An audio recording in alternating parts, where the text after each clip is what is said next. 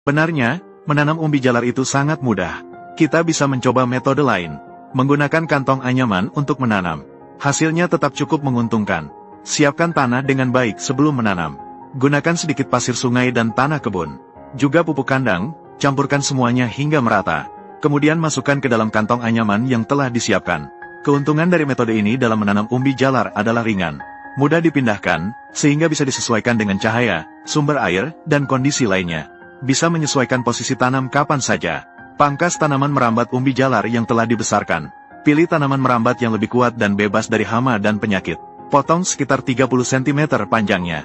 Cukup tanam langsung di tanah. Sebelum tanaman merambat memanjang. Kami menggunakan metode inovatif. Menggunakan beberapa potongan bambu untuk membuat penyangga. Agar tanaman merambat bisa memanjat. Jika menggunakan metode tanam tradisional, pertumbuhan tanaman merambat yang terlalu subur akan menyebabkan kurangnya cahaya. Dalam keadaan sirkulasi udara yang buruk. Namun, mengelola tanaman merambat, membuatnya memanjat ke atas. Dengan cara ini mendukung fotosintesis daun. Membuat umbi mengumpulkan lebih banyak nutrisi. Juga dapat mengurangi terjadinya hama. Jadi, membuat penyangga ini terlihat aneh. Namun, manfaatnya cukup banyak.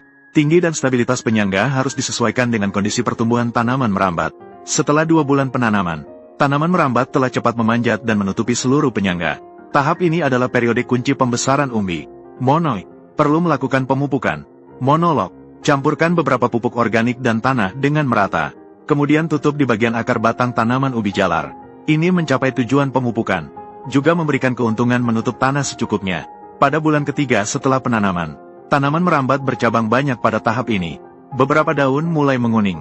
Pada saat ini, umbi perlahan-lahan matang di dalam tanah. Pada tahap ini, sudah bisa dilakukan panen. Menggali keluar tidaklah sulit. Cukup dengan memotong kantong rajut. Maka bisa dengan mudah mengeluarkan umbi jalar. Metode ini sederhana dan kreatif. Jika kamu sudah mempelajarinya, coba saja.